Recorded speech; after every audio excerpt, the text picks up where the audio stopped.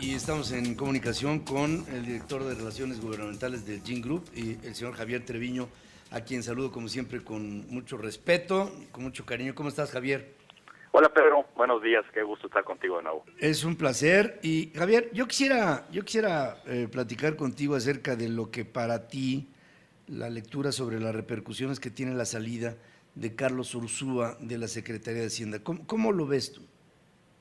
Bueno, fíjate que en primer lugar, desde el sector privado, ¿cómo se ve, Pedro? En primer lugar, yo creo que hay que hacer un reconocimiento a Carlos Ursúa por su labor, porque realmente mantuvo la disciplina financiera y la estabilidad de las variables macroeconómicas. Y sin duda, pues eso fue muy importante. El tiempo que estuvo, pues actuó con gran responsabilidad en ese sentido. Luego, pues obviamente fue sorpresiva su carta de renuncia y donde destaca temas que son preocupantes.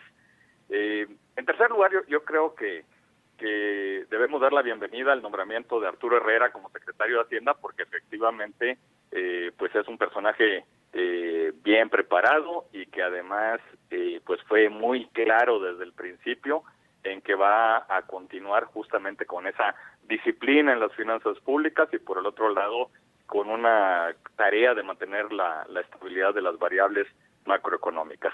Dicho todo esto, Pedro, yo creo que aquí hay un tema fundamental, lo hemos comentado en otros programas, la necesidad de que el gobierno federal cuente con una metodología para la toma de decisiones. Es muy importante. Aquí recordarás, Pedro, que platicamos hace algunas semanas sobre ese convenio, acuerdo que firmó el Consejo Coordinador Empresarial con el gobierno federal, con el presidente de la República y Carlos Salazar, el presidente del CCE, en donde pues se decía que si el objetivo era promover la inversión privada y aumentar la inversión pública, pues requeríamos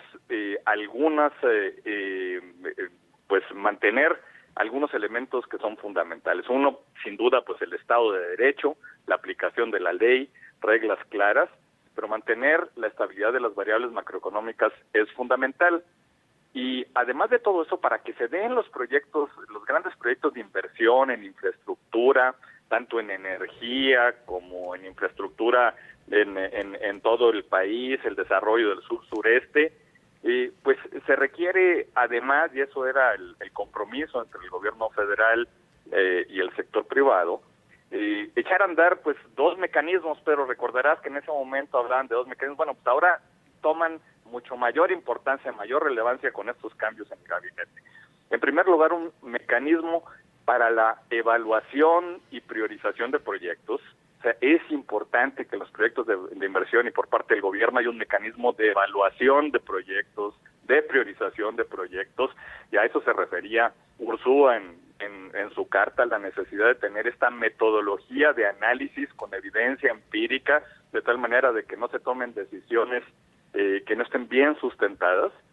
Y por el otro lado, el mecanismo para facilitar, Pedro, para destrabar, para implementar los proyectos que están obstaculizados en este momento. Porque más allá de que hablemos de la refinería de Dos Bocas o del aeropuerto de Santa Lucía o del Tren Maya, hay alrededor de 1,000 proyectos en el país en donde está el sector privado y que se encuentran de alguna u otra manera con algún obstáculo, con alguna barrera, y lo que es importante es que el gobierno federal ya se dedique al análisis con cuidadoso y a facilitar la implementación de esos proyectos. Entonces ahí está la tarea del nuevo secretario de Hacienda, ahí está la tarea de los funcionarios que acompañan al presidente, y todavía lo que es fundamental, Pedro, es que más allá de las personas exista un modelo de toma de decisiones en donde todo aquel que tiene un interés legítimo en un asunto, su punto de vista esté representado. Eso es el principio fundamental en la toma de decisiones en materia de políticas públicas. Yo creo que ahí, si queremos, Pedro, ver lo que ha ocurrido en el último año, que ha sido, y lo comentábamos hace algunas semanas, un proceso de construcción de lo que había, del modelo general de equilibrio político en el país, pues nos han dedicado a deshacer lo que existía, pero lo importante es ver con qué se va a sustituir ese modelo general de equilibrio político, y cuando hemos escuchado que el neoliberalismo lo van a sustituir con algo, no sabemos exactamente con qué, y se habla de un Estado desarrollador. Bueno, en cualquier caso, Pedro, cualquiera que sea de los modelos, lo que se requiere es un sector público, profesional, moderno, con funcionarios bien preparados, que tengan las mejores metodologías para el análisis de los diferentes temas y para la toma de decisiones. Y la Secretaría de Hacienda, Pedro, es la organización más importante dentro del gobierno federal, y ahí es donde debemos contar con los mejores cuadros para poder tener ya sea un Estado desarrollador o algún otro tipo de modelo, pero lo que se requiere pues es la profesionalización del sector público, y eso pues lo veíamos desde los que leímos a Max Weber y a otros de los teóricos de la administración pública. Pues ahí está, Pedro. Qué bárbaro, pues sí, estamos, o sea, tenemos que ver de manera asertiva todos los pendientes que hay y tratar sí determinarlos, Javier, pero nos está apabullando el sobrecosto, ¿no? La dilación, que ya es un costo per se, más el sobrecosto de lo que pienso que de todas maneras en todo ello tendría que haber una investigación profunda para ver hasta dónde subyacente. Mira, yo estoy seguro que si el presidente no quiere acabar el aeropuerto es porque estaba lleno de corrupción. Me parece mal que haya corrupción. Así es, y hay que combatirla y hay que castigarla de la corrupción, sin duda. Pero al mismo tiempo que eso, lo que se requiere es que antes de tomar una decisión de tal envergadura se haga un buen análisis y una evaluación de los proyectos, ¿no? Por supuesto. Y no nada más a tontas y a locas decir esto no va porque no va. Y se acabó. O sea, no puede haber estas posiciones reduccionistas de lo que aparentemente sí es un proceso de deconstrucción, o sea, de destrucción sobre lo que ya nos ha costado y está ahí tirado. Y yo creo, y fíjate, un país, ninguno, pero un país como el nuestro, con tantas carencias, no se puede dar el lujo de dilapidar sus recursos de esta manera. Es correcto. ¿Verdad?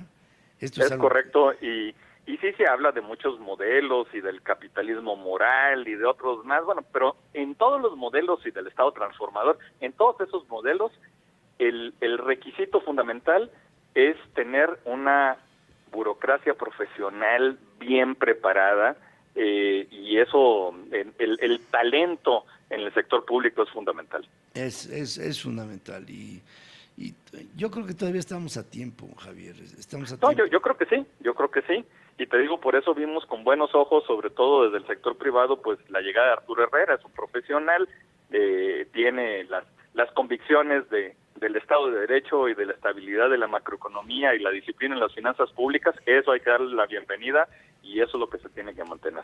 Ahora, en todo ello, fíjate, de aquella primer promesa hace un mes del sector privado a través del Consejo Mexicano de Hombres de Negocios, vamos a invertir 32 mil millones de dólares en la economía mexicana.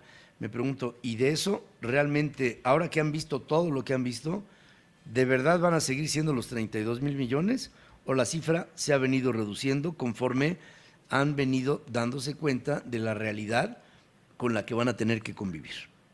Y sobre todo los mensajes que hay que enviar, Pedro, porque yo creo que la inversión privada mexicana, nacional, sí ha aumentado en los últimos meses, pero el tema es un tema de certeza, de reglas claras, de certidumbre que se tiene que enviar a los inversionistas extranjeros. También necesitamos inversión nacional, inversión extranjera e inversión pública.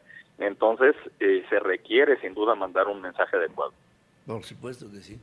Y la política está hecha de mensajes, y la habilidad de darlos en su oportunidad y sobre todo bajo el efecto deseado. Y pienso que aquí, bueno, yo creo que es uno de los grandes fallos. Gracias como siempre, querido Javier, es muy valiosa tu colaboración como siempre dando un punto de vista sobre lo que nosotros esperamos escuchar. Gracias por tu presencia aquí con nosotros. Gracias, Pedro, buenos días. Gracias. Javier Treviño, director de Relaciones Gubernamentales.